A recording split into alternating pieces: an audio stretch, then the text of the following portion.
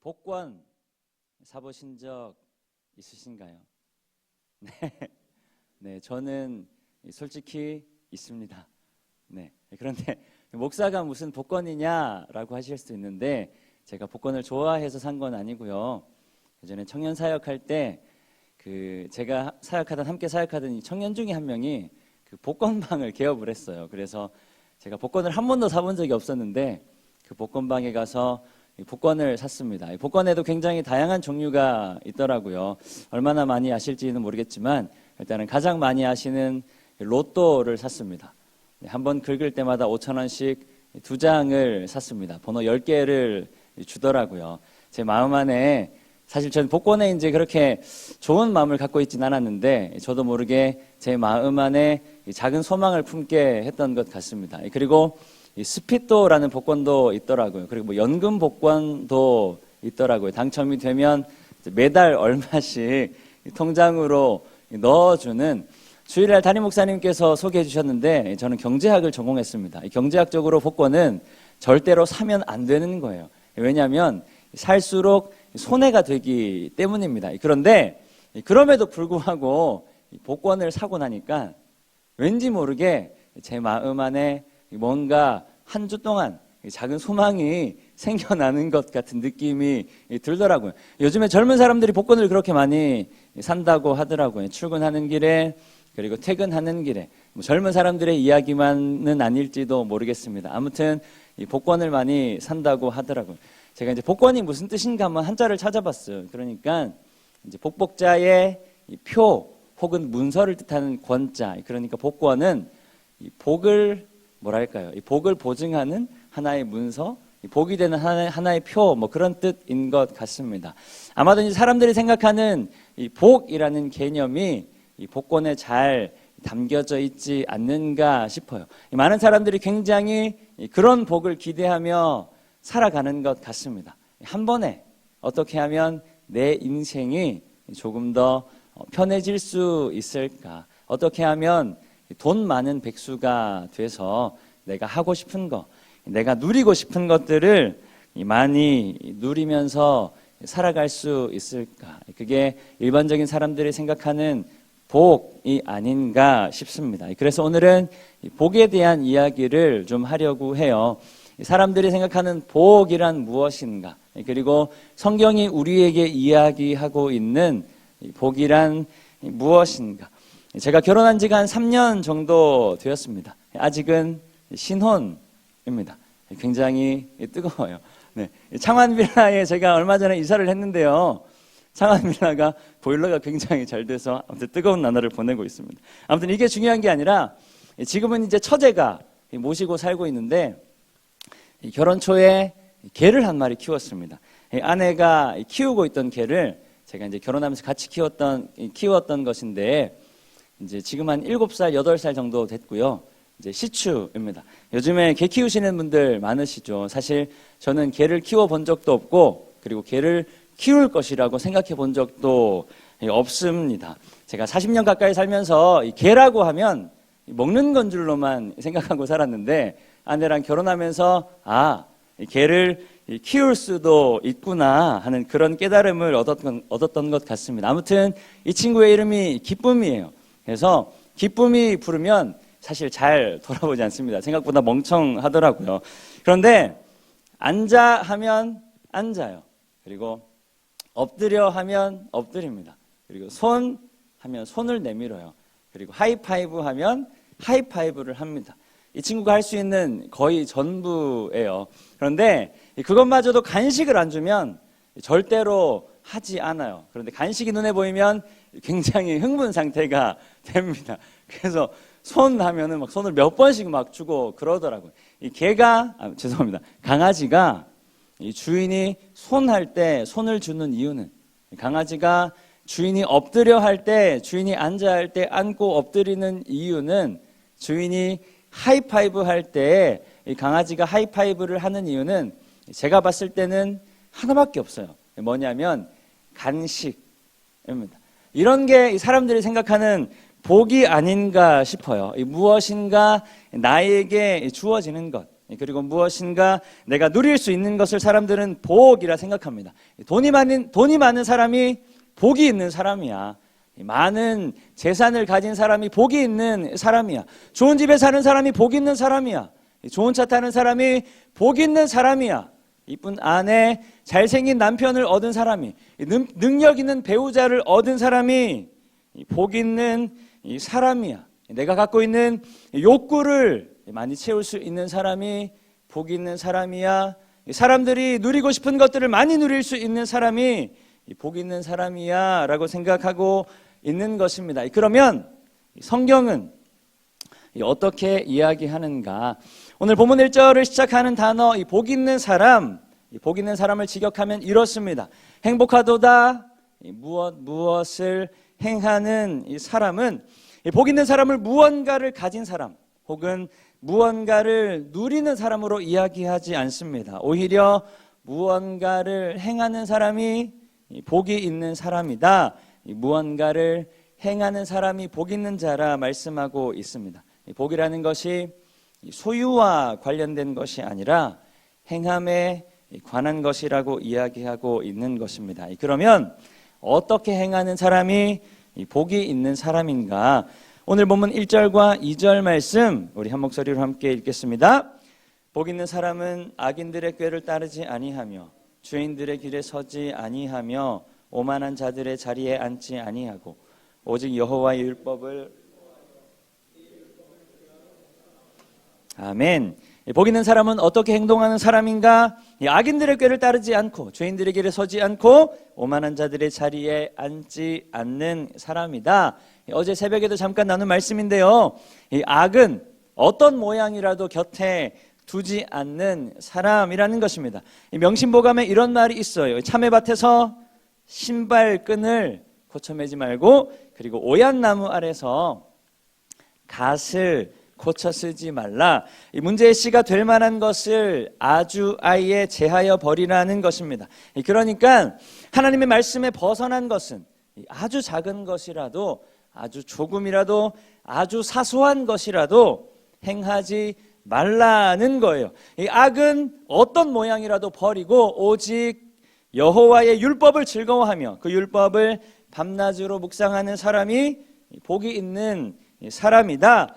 그런데 여호와의 율법은 무엇인가? 바로 율법은 하나님의 말씀입니다. 그리고 말씀은 저와 여러분들을 향한 하나님의 관심, 곧 하나님의 사랑입니다. 우리를 사랑하시되 끝까지 사랑하시는 하나님의 사랑, 어떠한 경우에도 우리를 놓으시지 않으시고 우리를 포기하지 않으시는 하나님의 사랑입니다. 그리고 묵상으로 번역된 단어는 입으로 중얼중얼거리며 기억한다는 뜻인데요, 유대인들이 갖고 있는 굉장히 독특한 기억 방식입니다. 쓰는 문화가 크게 발달되지 않아서 그 사람들이 선택한 기억하는 방식인데요, 우리가 생각하는 것보다 굉장히 정확하고 완전한 수준의 기억을 자랑합니다. 그러니까 유대인들에게 있어서 하나님의 말씀을 잊지 않고 기억할 수 있는 가장 확실한 방법이 바로 묵상이라는 것입니다. 그래서 묵상한다는 것은 어떤 삶의 순간에도 하나님의 말씀을 잊지 않는다. 어떠한 삶의 순간에도 말씀을 따라 선택하고, 어떠한 삶의 순간에도 말씀이 내 삶의 기준이 된다. 어떤 순간에도 말씀을 따라 살아간다는 거예요. 그러니까 복 있는 사람은 세상의 유혹에 흔들리지 않고, 고난과 역경에도 꺾이지 않고, 하나님이 아닌 다른 것을 향해 시선을 돌리지 않고 우리를 사랑하시되 끝까지 사랑하시는 하나님의 그 사랑을 인정하고 그 사랑을 주야로 깊이 생각하고 되뇌이는 사람이라는 뜻입니다. 그런 복 있는 사람은 시냇가에 심은 나무가 철을 따라 열매를 맺으며 그 잎사귀가 마르지 않는 것 같으니 그가 행하는 모든 일이 다 형통할 것이라. 하나님의 뜻 안에서 하나님의 사랑에 힘입어 그가 행하는 모든 것들 위에 하나님께서 역사하신다 말씀하고 있는 것입니다. 그러니까 결국 이런 말이에요. 사람들이 그토록 중요하게 여기는 소유는 결국 우리가 추구해야 하는 것이 아니라 그저 우리가 하나님을 따라 살아갈 때 따라오는 것이다. 그런데 무언가를 소유하는 것을 인생의 전부인 것처럼 소유를 쫓아 살아가는 사람들은 어떻게 되는 것인가? 오늘 보면 4절에서 6절까지 말씀 우리 함께 읽겠습니다. 악인들은 그렇지 아니하며 오직 바람에 나는 겨와 같도다. 그러므로 악인들은 심판을 견디지 못하며 죄인들이 의인들의 모임에 들지 못하리로다. 무릇 의인들의 길은 여호와께서 인정하시나 악인들의 길은 망하리로다. 아멘.